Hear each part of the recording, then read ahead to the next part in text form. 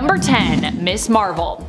Miss Marvel was once Carol Danvers and is now Kamala Khan. And of course for this list we're focusing on Kamala, who was a new addition to the Avengers team in 2015, after making her first unnamed appearance only 2 years earlier in 2013 in the comics. Kamala is a huge Carol Danvers fan, which is what inspired her to take up the mantle Miss Marvel after Carol dropped it, taking up the Captain Marvel mantle instead herself. Kamala as Miss Marvel has powers which allow her to alter her body's physiology, allowing her to stretch, change size and shape, and in theory, straight up shapeshift. Her powers come from inhuman heritage, which was activated by her exposure to the Terrigen bomb. Kamala joined the team for a time during all new, all different Avengers, and remains a fan favorite hero at Marvel Comics. And to clarify before we move on to point 9, this is going to be a list of Avengers that have recently come onto the team, as opposed to new Avengers, which is kind of its own thing. There's a lot of new Avengers, so I just want to clarify that. Number 9. WASP. Not the same WASP who years ago was actually the leader of the Avengers for a while. Nuh-uh, we are not talking about Janet Van Dyne here, we are talking about Nadia Van Dyne, who despite her seemingly misleading name is actually the daughter of Hank Pym and his first wife, Maria Travoia. After her mother Maria was kidnapped and later killed, Nadia ended up being raised in the Red Room, considered a valuable asset due to her natural aptitude for science and academia, believed to be somewhat in part due to the fact that she was Hank's naturally born daughter. Nadia would eventually escape the Red Room and attempt to locate her father in the US, only to find out that he had recently died during a fight against Ultron. Nadia felt compelled to meet her stepmother, Janet, desiring to become the new WASP. The two ended up getting along well, and Janet even gave Nadia her blessing to take her last name, seeing her as family. Hence, Nadia became both Nadia Van Dyne and the new WASP, also going on to join the Avengers team. Number 8. Spider-Man. Peter Parker as Spider-Man has of course teamed up with the Avengers before, but Miles Morales as Spider-Man is a newer addition, not just in terms of the Avengers team, but also still relatively new in terms of him existing in 616. Miles Morales is originally a Spider-Man who hails from the Ultimate Comics line originating in Earth 1610, the Ultimate Universe. He was given a new home on Earth 616 after his world had been destroyed as a result of showing kindness to and sharing food with Molecule Man during the Secret Wars event. True story. Thank goodness for pocket cheeseburgers. Miles has a power set very similar to Peter's in many ways, but also has a few unique abilities of his own. He can shock his opponents with venom blasts and can sneak up on them with his spider camouflage, which he can use to appear invisible. And friends, before we move on to this next spot, if you are loving this list and you want to learn about even more newest additions to the Avengers we've seen in recent years, be sure to give this video a thumbs up. Number 7. Valkyrie. Valkyrie is Jane Foster, who was originally known as Thor when she joined the Avengers team the first time around. Jane ended up becoming the new Thor after Thor Odinson, the original Thor, was deemed unworthy. As the new Mighty Thor, editorially referred to at times as Lady Thor, Jane joined the Avengers team in the all-new, all-different Avengers series in 2015. Currently in the comics, Jane is no longer the Mighty Thor, but was welcomed into Asgardia by Odin, who gave her a new title and power set, making her a new Valkyrie. To clarify, I'm saying Asgardia because she was kind of like welcome to the whole world of Asgard, but she didn't go live on Asgard or anything specific like that. Currently, Valkyrie is the mantle that she uses. Being imbued with the spirit of Valkyrie Brunhilde gives Jane the strength and power set of an Asgardian warrior. In addition, there are specific powers that are also granted to Valkyries like herself. She can teleport, has death perception, and can see ghosts, in addition to being a super strong and capable fighter. Number 6. Starbrand. I kinda miss when Brandy was just like a little Starbrand baby, but of course this is comics and heroes can't stay babies forever. In fact, they can't even stay a baby for more than a year apparently, especially if they're joining the Avengers, which I kinda get. Technically, the young Starbrand, Baby Selby, later given the first name Brandy, was in the care of the Avengers, not really specifically on the team, kinda sorta like their ward. But despite being one of the youngest heroes to ever be affiliated with that team, this little Starbrand also would often help the team out on missions, being so insanely powerful. Starbrand possesses the Starbrand, which grants her a great amount of basically cosmic power. She is capable of interstellar flight and flight in general, energy manipulation and projection, creating energy blasts, and technically should also be super durable and have some level of healing factor. The Starbrand's power is believed to be potentially infinite when it comes to their power levels, making Starbrand one one of the most powerful members on the team, in baby form, child form, or young adult form as she currently is as of the end of issue 52 of the current 2018 Avengers series. Number 5. Ghost Rider. While Starbrand might have the greatest potential for power, and we aren't sure entirely what she's capable of just yet, Robbie Reyes is a bit more experienced when it comes to his powers. And even when he was less experienced, he actually accidentally killed one of the previous Starbrands, Kevin Connor, in Marvel Legacy. So for those reasons, I thought we should give him a bit of a boost when it comes to his ranking on this list. Robbie Reyes first appeared in the comic scene in 2014 in All New Ghost Rider issue number 1. He is an all-new Ghost Rider, just like the series claims. During a street race gone wrong, Robbie was killed and ended up possessed by the ghost who haunted the car that he was driving, becoming the new Ghost Rider. He joined up with the Avengers recently in the comics, and I think he makes a great addition to the team. I personally love Robbie Reyes, so yeah, I'm here for it. Number 4. Winter Hulk. While Jennifer Walters as She-Hulk may have joined the Avengers long ago, first joining up back in the 80s, she's gone through a lot of changes since then. One recent and major one, which also returned her to her smaller, smarter, more playful and sassy, yet still very powerful form, happened recently in Avengers comics. For a brief time, She-Hulk, then known as just Hulk, ended up becoming Winter Hulk. Winter Hulk happened as a result of Jen allowing herself to be kidnapped by the Winter Guard of Russia to try and figure out what they were up to. What devious things are they planning? In the end, they attempted to mind wipe and brainwash Hulk to turn her into one of their agents. And they kinda succeeded. Although the process was interrupted, for a brief time Jen acted as their agent, Winter Hulk. However, as Winter Hulk, Jen still managed to fight against her programming, and alert her fellow Avengers when sent to attack Namor and Atlantis. In the end, Winter Hulk was forced to absorb a ton of radiation to protect the citizens of Atlantis. She managed to discharge the gamma radiation she had absorbed safely, and as a result was returned to her original form, ultimately deciding to retire from the Avengers team after these events and return to practicing law. And now we have a new She-Hulk series that I have heard nothing but good things about. I really need to get reading my first issue. Number 3. Phoenix. While Phoenix is definitely one of the most powerful superheroes to be on the Avengers team, her history with them is a bit more lengthy than you might initially think, which is why I ranked her a little bit lower on this list than I normally would. Phoenix herself was back on the original Avengers team, the prehistoric Avengers, or the Avengers of 1 million BC. This avatar for Phoenix was known as Firehair. However, Firehair only made her first appearance even in 2017 in the comics, so she's also kinda new in a way, even though she's super old. Does that make sense? Maya Lopez, aka Echo, is the current host of the Phoenix Force and the current Phoenix, who also finds herself on the Avengers team. Her being Phoenix is new, but her being on the Avengers team is not new. She rejoined the team in 2021 as Phoenix, which is quite new, like I said, but she actually was a member of the Avengers way back in 2005, when she was using the mantle of Ronin. Still, Maya being Phoenix and being part of the Avengers altogether is quite fresh right now, despite both the Phoenix Force's history with the prehistoric team and Maya's own history with the present day team. And of course, Phoenix is one of the most powerful entities in the entire Marvel universe. So despite her being kind of a new old combo thing, we have to show respect to the blazingly brilliant and powerful Maya Lopez, aka Echo, aka Phoenix, on this list. Number 2. Cable. Nathan Summers ended up joining the Avengers team at a time when Captain America was seeking to present a show of unity. Hence, Cable ended up being on the Avengers Unity division, which was meant to bring together Avengers and X-Men after events of Avengers vs. X-Men had created tension between the two superhero groups of Earth.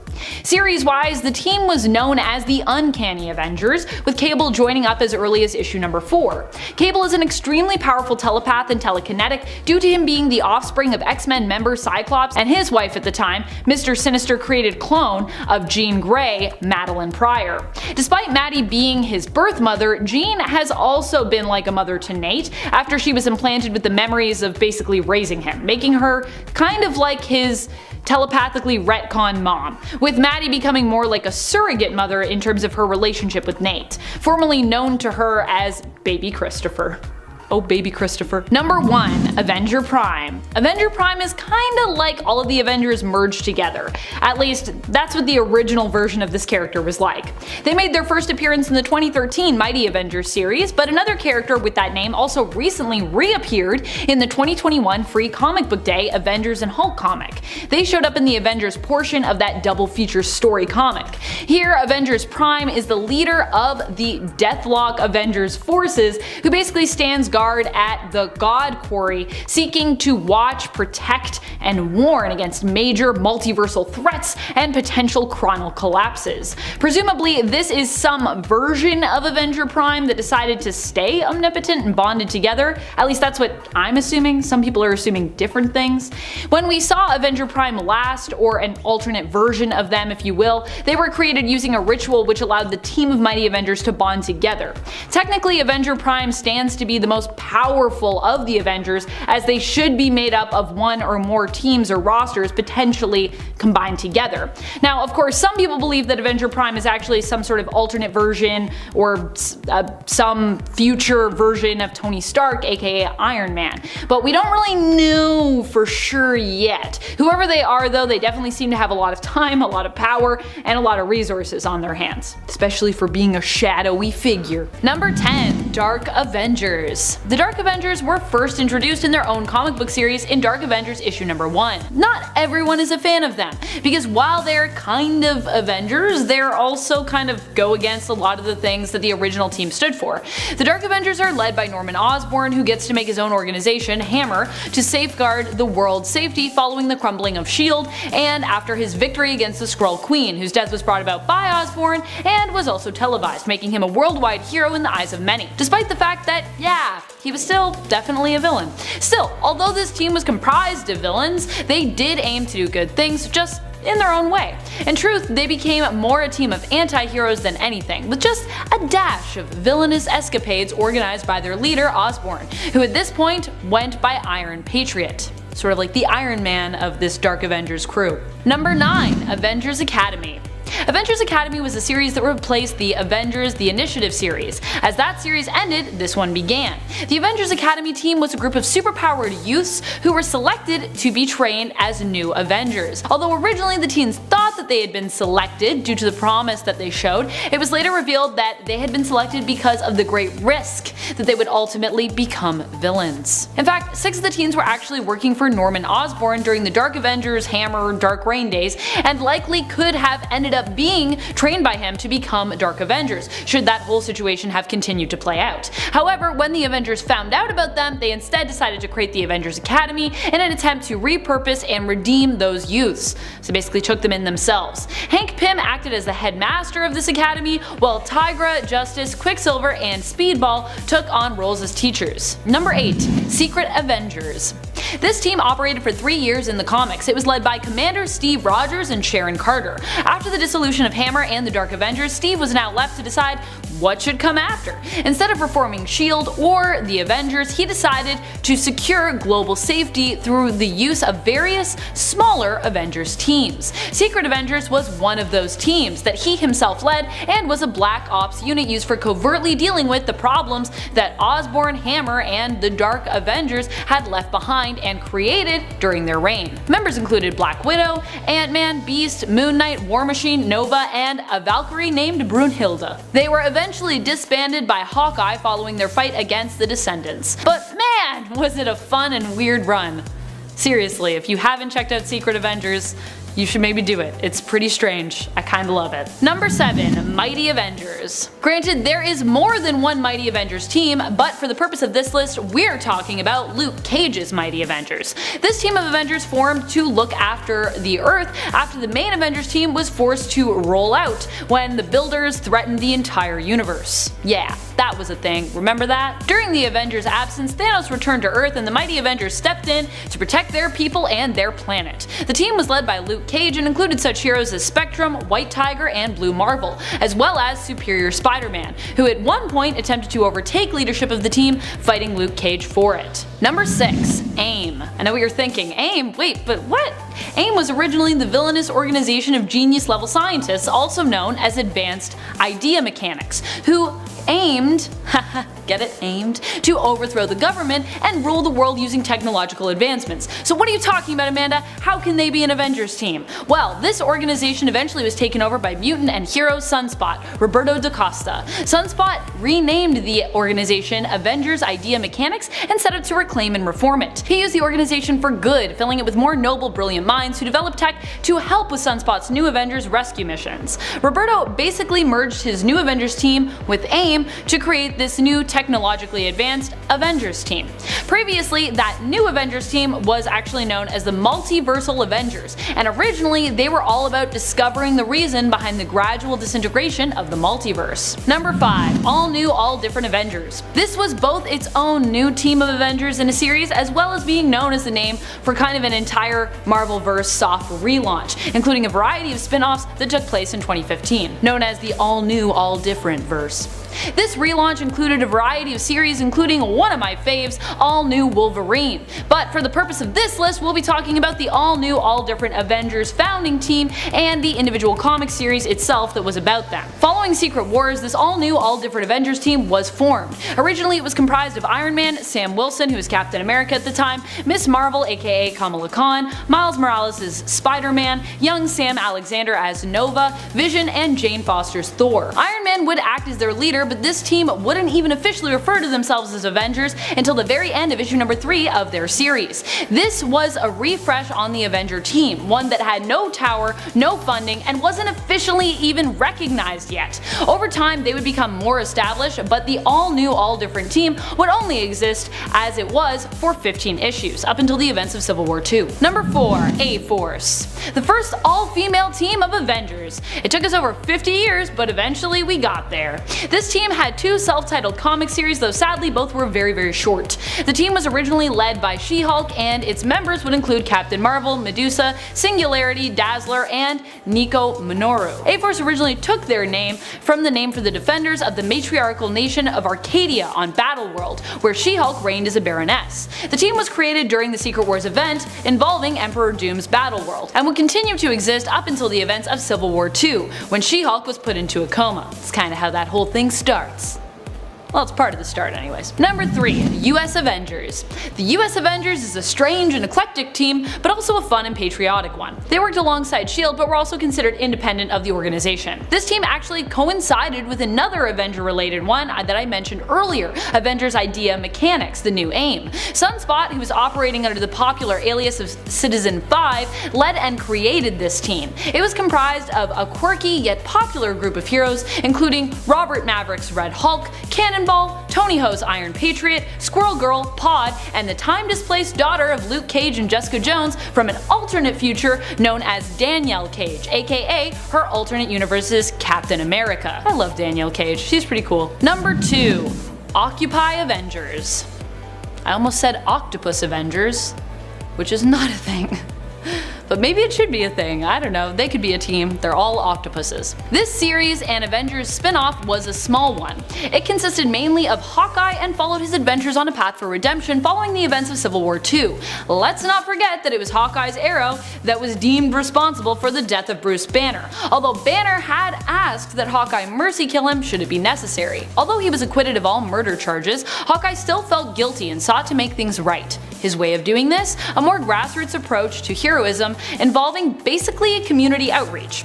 Clint focused on more real-world problems that threatened people, like fixing up Santa Rosa, New Mexico's water supply. During the run of Occupy Avengers, Hawkeye would be joined by other heroes such as Red Wolf and Nightshade, who would join him on his quest. Number 1. Savage Avengers. This ruthless team of Avengers is basically one of the newest anti-hero Avenger teams to form, and is more anti-hero than our number 10 spot, the Dark Avengers, because all the members are still definitely the good guys, but are also known for being violent killers as well. This team was formed out of a team-up involving Wolverine and Conan the Barbarian. It consists of Elektra, Dr. Voodoo, formerly known as Brother Voodoo, Elektra, Punisher, and Venom. The team was assembled to combat the combined threat of spellcasters and spell traders from Conan's world and Marvel's main continuity evil secret ninja organization known as The Hand. In at number 10, Deadpool. With the merger between Disney and Fox, there have been tons of rumors surrounding the members of the X-Men, the Fantastic Four, and even the Merc with a Mouth coming over to the new Avengers. The most likely really is Deadpool. He has a history with the Avengers, and the only thing that Disney executives have to work out is translating the R-rated star into the more family-friendly audience of the MCU. According to online rumors, Deadpool is set to appear in the end credits scene of Black Widow, spoiler alert, and therefore will be joining the new team of Avengers very soon. We are still waiting on Kevin Feige to confirm, but he did note that the movie is happening with a whole new lineup of Avengers, which is pretty exciting. And it's actually even more exciting news that we'll continue to speculate on throughout the rest of this list. In at number 9, HULKLING. Word on the street is that Marvel is casting for Teddy Altman aka HULKLING for an upcoming project that we can only hope is the new Avengers team. Based on a report from Geeks Worldwide, this young Avenger should be joining the cast of WandaVision at some point. The other reason why there is good speculation for HULKLING to be joining the new Avengers in regards to the MCU is the upcoming release of the new Avengers Empire comic. In the comic, HULKLING will lead as the star coming to end the beef between his people, the Kree, and the Skrulls. The fact that this comic book release date is lining up so perfectly with an intro to the MCU means we are hopeful that Teddy will finally get his shot. In at number 8, Songbird. Her real name is Melissa Gold. She was a troubled runaway from an alcoholic father and a mother that was locked in prison. Due to her needing to survive on the streets, Melissa developed a hard edge to her personality that she would later use to her advantage when becoming a professional wrestler, the Screaming Mimi. Her transition to the new Avengers was a bit of a bumpy road to say the least. Under the supervision of John Garrett, Songbird infiltrated S.H.I.E.L.D. as a double agent. When her cover was finally blown though, she admitted her betrayal and thus became a triple agent after siding with Bobby DaCosta. Still a good member to the new Avengers. In at number 7, Squirrel Girl. Her real name is Dorian Green, and whether you like it or not, she is a valued member of the new Avengers. Moving away from the MCU for a moment, Squirrel Girl undoubtedly has a big fan base and has proved her worth many times. She is a former member of the Great Lakes Avengers, and when Luke Cage and Jessica Jones needed a babysitter, they hired her. I mean, bit of a slap in the face considering all that she has done in the comic books, but hey, she's still considered to be a new Avenger team member. In at number 6, Enigma. Also known as Pod and now Pod 2, Jokinen was an ethnically Finnish Norwegian girl. Due to her proximity of the Pod system armor crash landing, she was bonded to the suit and remained in a cocoon that was later discovered by the Advanced Idea Mechanics, or AIM for short. At first she quickly defeated the Avengers, but soon she was captured by them before Bobby DaCosta took over AIM. Over time and after some successful missions, Pod would become Sunspot's bodyguard and member of the new Avengers. Dr. Tony Ho, whom Amanda mentioned on the first part, became increasingly fascinated with Pod and even started to fall in love with the person inside of that armor. How sweet. In at number 5, Power Man. His real name is Victor Alvarez, and he was born and raised in the brutal world of Hell's Kitchen, New York City. As a child, Victor's father was a criminal and therefore sent to Seagate Prison as a result. So he didn't exactly have great role models per se, other than his mother that raised him. After the Mighty Avengers were shut down, Power Man along with White Tiger followed each other to join the newly rebranded AIM team, which would in part become the new Avengers.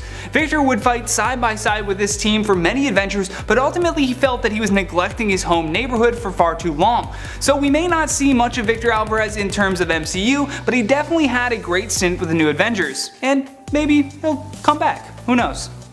Just speculation. In at number 4, Wiccan. Billy Kaplan had an interaction with the Avengers at a very early age. While he was dealing with bullies at his school, Billy turned to the Avengers mansion in seek of help. He briefly met his hero, the Scarlet Witch, who told him that he could take care of himself, and boy oh boy did he take care of himself. I mean, Billy chose to stand up to his bully right when his electrokinetic powers started to emerge. With powers like this, he was already set to follow in the footsteps of Doctor Strange, becoming the next Sorcerer Supreme. In the comic books at least, Kaplan and Strange meet when Doctor Strange enters a dimension wherein all past, present, and future sorcerers have gathered. Aside from that, Kaplan was a full-time superhero as part of Roberto's team of new Avengers. In at number 3, Kate Bishop. Much like how Billy Kaplan was following the footsteps of Doctor Strange, Kate Bishop was the third character in the Marvel comic books to take on the Hawkeye mantle following Clint Barton. Allegedly, she will also be a featured character in the upcoming Disney Plus series Hawkeye, which makes perfect sense if you're priming her character to join the new Avengers. Throughout these series, it's believed that Barton will train Kate Bishop following the events of Endgame. Seeing as though he's become Ronin, this leaves the Hawkeye position wide open. Some have also speculated that Lila Barton will essentially be the new Kate Bishop, but at the end of the day, that's up to Marvel's writing team. In at number 2,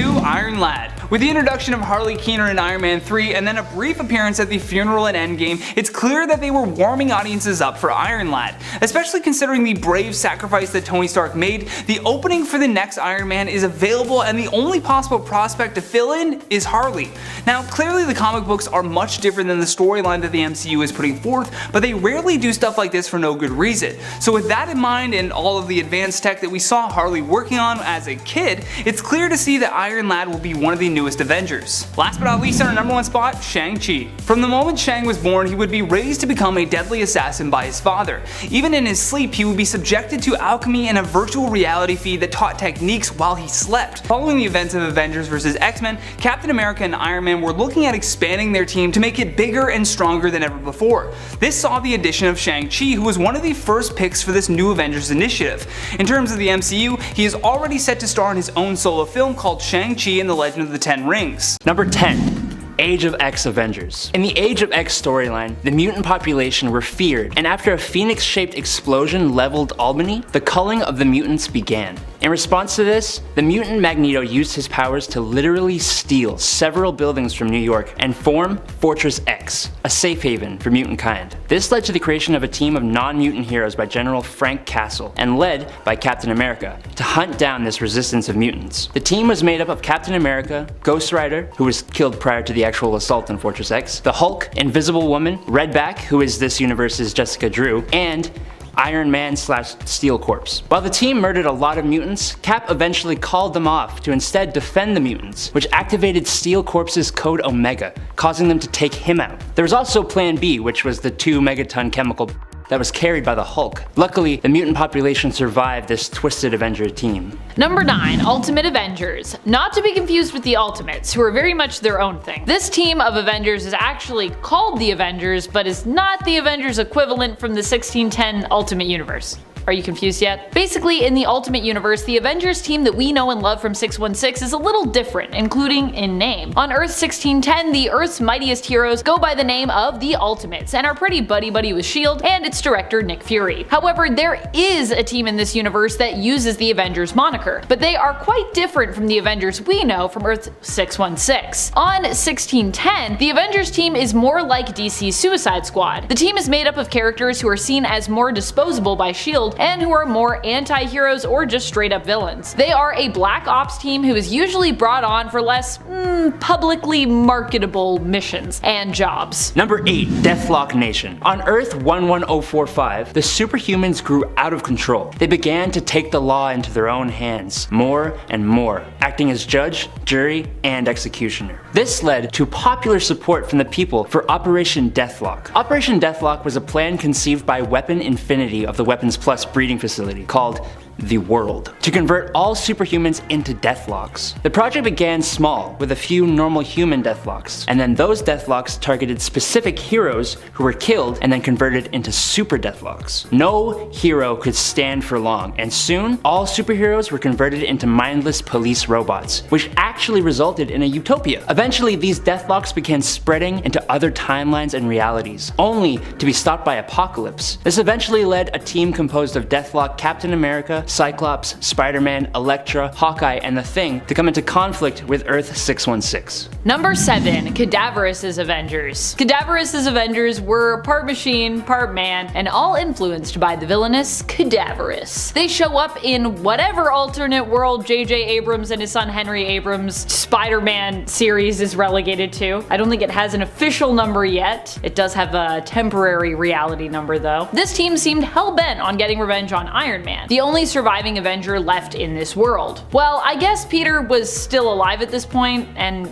I mean, he's normally a part of the Avengers team, at least at some point, but I mean, in terms of the standard Avengers cast, we've all come to familiarize ourselves with through various forms of media, including the films. I mean, especially the films in this case, just based on the roster. These villainous corpse versions of the former heroes face off against the old Iron Man, Ironheart, Spider-Man's son Ben Parker, and his powerless but enthusiastic friend and love interest, Faye Ito, or is it Ito Faye? Needless to say, these evil counterparts at least weren't in control of themselves, but instead were being influenced by CADAVEROUS to fight against their former friend and colleague with the use of old Stark Tech neurochips. Number 6. The Gatherers. The Gatherers are a team of former Avengers of different alternate realities who survived their world's destruction, tricked by an alternate reality Black Knight named Proctor into believing that their world's Circes were to blame. Proctor united them together and gave them a single enemy, the Circe of Earth 616. The team consisted of alternate reality versions of Proctor, Rick Jones, The Thing or Korg, Swordsman, Black Panther, and The Vision, as well as some unknown original villains. But for them to carry out their vengeance, each member had to kill their Earth 616 counterpart within a certain amount of time, or they would die from cellular breakdown. What the members of the Gatherers did not know is that their leader, Proctor, was responsible for the destruction of each world they are from, as he drove that world's Circe into madness, causing her to lash out and destroy everything around her, all because of a bad breakup. Damn, dude! Number 5. Android Ultimates. The Android Ultimates come from Ultimates 3. They make their first appearance in issue number 4 of the Ultimates 3 series. This is where we first learn that these Ultimates aren't really the Ultimates at all, but replacements built by Ultron to act just like them. His plan is to use the team of robotic hero impersonators to destroy man and help the machines of the world rise up. Really all machines too. There's a weird part where they're talking about like, we as machines are just seen as these tools. Us toasters, we will unite. It's like very strange. Of course, the Ultimates themselves will have a few things to say about that whole plan. Ultron styles himself after his father Ant-Man, but he and his team wouldn't make it past the next issue. It would later be revealed that their leader Ultron wasn't actually fully in control, but instead was being puppeted by Dr. Doom. So many reveals where people are actually being controlled by someone else. Number 4. Undead Avengers. The living are not welcome on Earth 666, and the world is only consisting purely of the dead, undead, or supernatural beings. Vampires, werewolves, mummies, and more all exist here, and each group is divided into separate factions. But don't fear, the greatest heroes from across these groups are assembled together to protect this world. They are the Undead Avengers. This team is so cool. A Captain America who never recovered from being a werewolf, a part spider Natasha Romanoff, a devil Daredevil, a mummified Thor the Accursed who wields the backwards Mjolnir that casts black anti-magic energy, Vampire Wolverine, Hawkeye, Franken-Castle? I mean, come on. These guys come into conflict with Captain Britain when trying to defend the Orb of Necromancy in order for them to spread undeath across all of reality, and they first appear in Secret Avengers number 33. Number 3. Dark Avengers. The Dark Avengers technically hail from Earth 616, but they are a completely alternate team when it comes to their roster and in general their backstory and motives. Well, that is, in a way, the Dark Avengers do attempt to do good, but they are just all approaching it from a more villainous side. And many of the team members don't do good for the sake of doing good, but have their own ulterior motives. So can we really call that good? That's a philosophical question for you. The Dark Avengers were introduced when Norman Osborn was given reign over the heroic team after he'd been declared a hero for killing the Skrull Queen Varanki. Aside from getting to build his own Avengers team, which would replace the previous one, S.H.I.E.L.D. had been disbanded and Osborn was allowed to create his own organization to replace it, using the acronym HAMMER, which really doesn't stand for anything. Osborn just thought it sounded cool, so that's not really an acronym, it's just capitalized letters at that point. He pulled together his own Avengers team, which publication-wise became known as the Dark Avengers, composed of various Marvel villains, anti-heroes, and misled heroes in some cases, or heroes who were just like really lost at the time, who Osborn united when the standard Avengers hero members refused to join his team. He did try though. He was like, hey Carol, come be on this team. She was like, hell no. Number 2.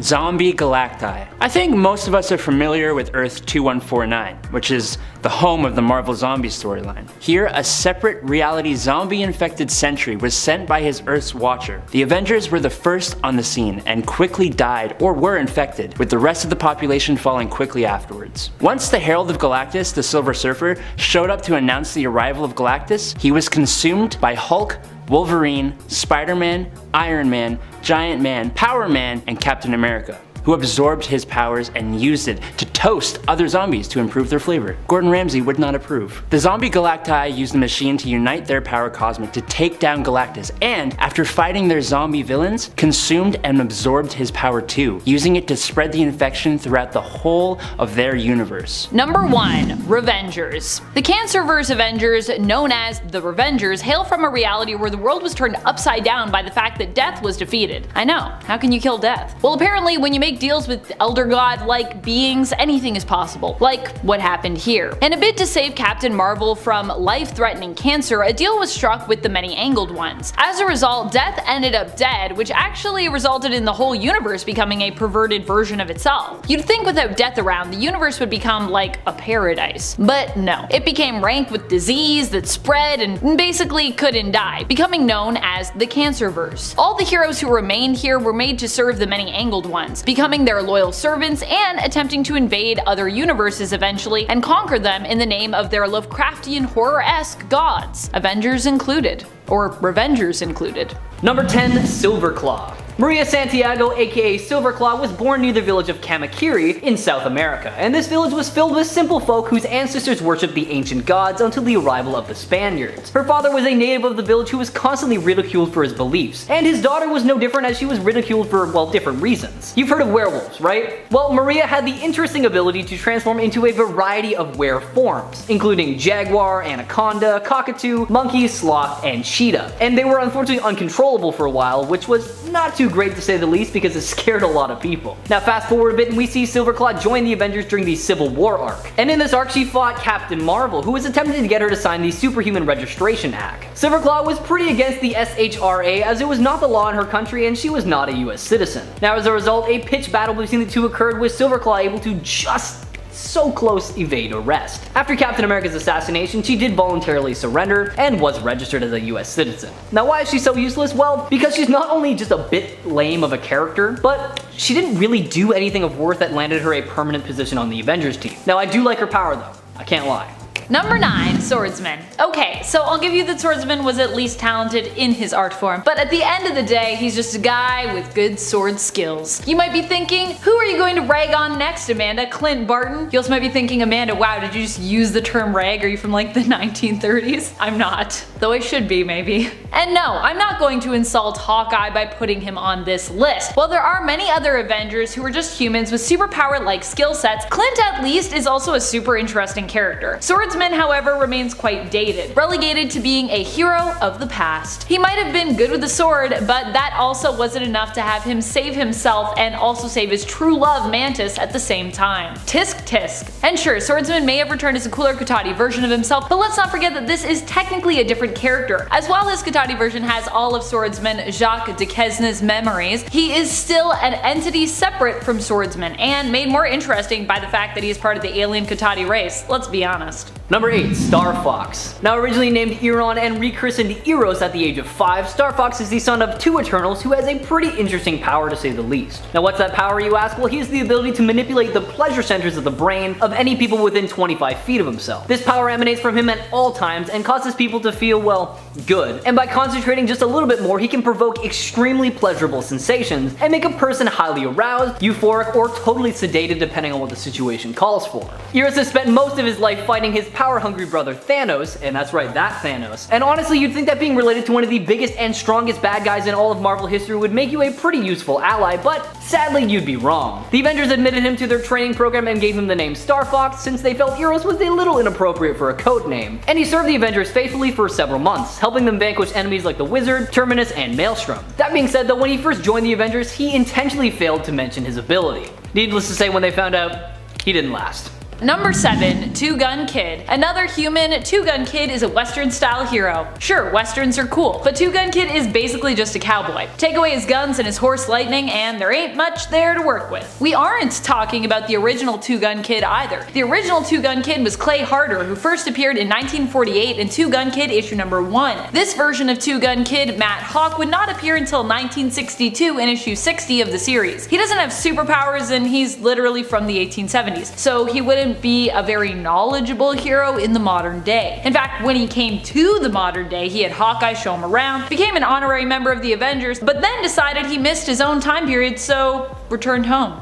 Peace. Number 6. Demolition Man. Born and raised in Detroit, Dennis Dunphy idolized superheroes ever since a young age. After not getting drafted onto any professional football teams, which was kind of his dream as an adult, he was approached by an agent of the Power Broker and offered the chance to undergo a process to increase his physical strength to superhuman levels, hoping that this would increase his chances of becoming a professional football player. Obviously, he agreed and had his strength boosted, but with his newfound power, he actually couldn't safely compete against any other regular athletes. Not too long after, Captain America took an interest in Power Broker Inc. because of one of its clients, the Super Patriot, and then soon after, Dunphy allied himself with Rogers, created a costume based on Daredevil and Wolverines, and captured Carl Malice, the head scientist. This unfortunately resulted in Dunphy's own capture though, and he was subjected to more tests, which resulted in a bit of a heart attack. Captain America thankfully saved him and nursed him back to health, and for a time, Dunphy acted as Steve's telephone hotline operator. When Cap reformed the Avengers, he gave D-Man a call, though one can't shake the feeling it was mostly out of sympathy. D-Man was quickly forgotten and lived a sad life as a homeless person before resorting to villainy. Dennis is a very nice guy, and hopefully he gets help, but he's really just not Avengers material. Should've stuck to being Steve's secretary, man.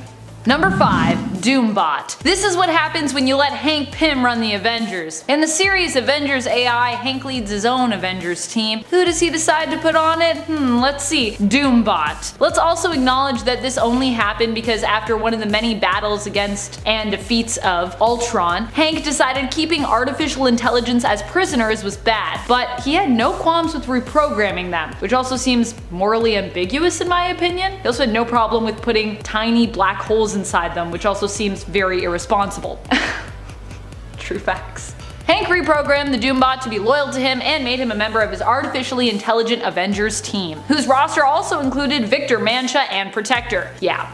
Pym probably just shouldn't get to lead Avengers teams in my opinion. Certainly not AI ones either. He also created Ultron, so. Doombot wasn't completely useless as he was still a Doombot, but wasn't useful enough to be remembered. Sad face. After the AI Avengers disbanded, the rest of the Avengers lost track of him, or didn't care to keep up, and we didn't really see him again until he reappeared to help his teammate Victor Mancha find a new body in the 2017 Runaway series. Also, you should read that because it's really good. Number 4. Triathlon. Delroy Garrett Jr. is a pretty exceptional human, I won't lie. I mean, he wound up making it into the Olympic Games and won a total of 3 gold medals, so obviously he's got some talent, right? Well, I hate to break it to you, but not really, as he tested positive for steroids and was basically banned from sports for life after that. Turning to religion, Garrett ended up joining a cult that bestowed him with the powers of 3D Man, which basically meant that he gained various superhuman physical attributes that are approximately 3 times greater than that of even the finest human athlete. Pretty much he gained the powers he got from steroids without the steroids. Captain America eventually recruited Triathlon for the Secret Avengers, a team that worked against the Superhuman Registration Act, but Triathlon kept pushing for the main Avengers to be just a little bit more diverse, and that landed him on a spot on the main team for a while.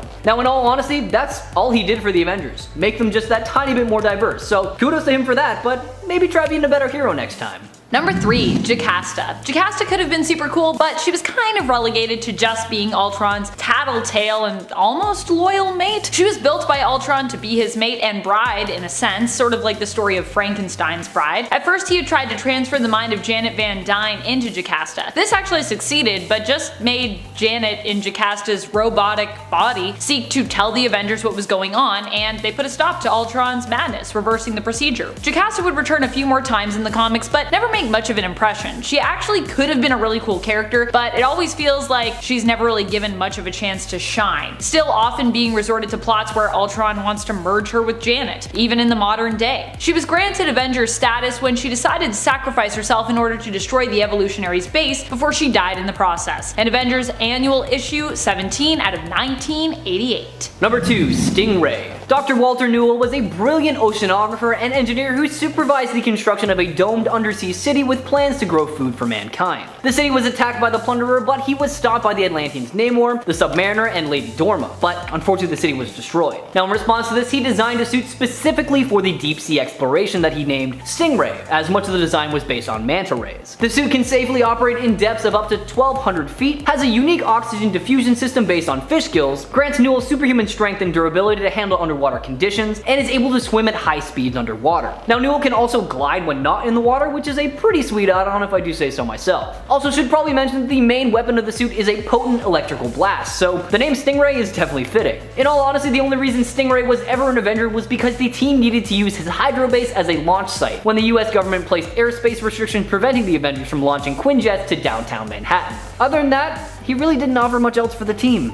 Sorry, man. Number 1. Dr. Druid. Dr. Druid was Anthony Ludgate, originally a student of psychology and psychiatry who was very much interested in the ancient powers of druids and those of the occult. He wasn't such a bad hero to begin with, but quickly became overshadowed by greater mystic heroes such as Doctor Strange. He also studied under the Ancient One, and after some successful heroic pursuits was made an Avenger. However, he became bewitched by Ravonna Renslayer and did some pretty awful things, like manipulating the Avengers into making him chairman, usurping Captain Marvel aka Monica Rambeau, who held the title previously. Following this, he got lost in the time stream, and when he returned, used his hypnotism to swindle someone out of their property so he could rent it out to make money and spend his days drinking. Since then, he has died, returned, and become more of a villainous character in the comics, with his Avengers membership being revoked. Which makes sense.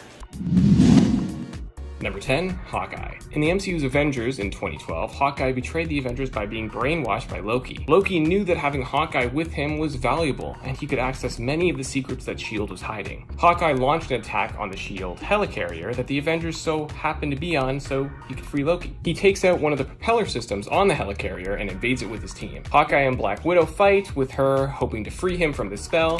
In the end, he's able to fight the spell because Black Widow hit him really hard in the head and was able to gain back control of his own mind. Number 9. Hank Pym. In the Avengers issue 213, Hank Pym received a court-martial for how he handled the situation in a fight with the Avengers. He definitely was not in a good place at the time and was a complete wreck. He still wanted to be a part of the Avengers team and wasn't ready to be forced off of it. He decided to design a robot that would attack him during the trial. The catch was that since he designed it, he knew how to easily defeat it. His wife, the Wasp, was completely against Hank doing this, but he didn't care. He told her to keep it a secret, and in the end, the Avengers did find out about the truth about Hank's plan and took him off the team.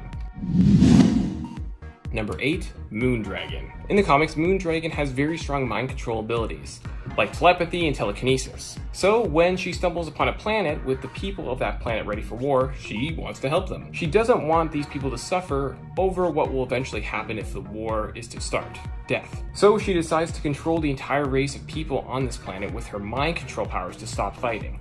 But she didn't just stop there. She went even further and made sure that the people of this planet would even worship her. She even wants to continue to do this throughout the universe. The Avengers find out, she brainwashes Thor to fight them, and she's later defeated and gets a device from Odin that dampens her powers to stop her from doing this ever again. Number 7. SENTRY. SENTRY is one of, if not the most powerful heroes in the Marvel Universe. He was recruited by Steve Rogers to be a part of the new Avengers. Unfortunately, SENTRY is not fully good. It does in fact have a little dark side of his personality called the Void. In a sense, the Void is the total opposite of SENTRY, and regardless of all the good SENTRY accomplishes, the Void can quickly undo that with his chaos. Norman Osborn basically manipulated and used SENTRY for his own agenda and got him to join the Dark Avengers, where he helped destroy Asgard and kill Loki as the Void. Thor was quite unhappy about this and ended up killing SENTRY, but no one stays dead long in the comics and he was later brought back to life. Number 6. Scarlet Witch. In Avengers Disassembled, Scarlet Witch goes crazy, all due to the fact that she really just wanted to have children who were real. But since she was with someone who was artificial, that wasn't really possible. But that didn't stop her from creating them. She used her powers to create the children that she always wanted to have. But what drove her mad was the fact that the children weren't technically real, and she couldn't stop thinking about that. She then basically uses her powers to tear the Avengers apart by making their lives complete hell, basically killing Hawkeye, Tony costing the Avengers a deal with the UN because he was drunk while speaking, and Vision getting split in half by She-Hulk.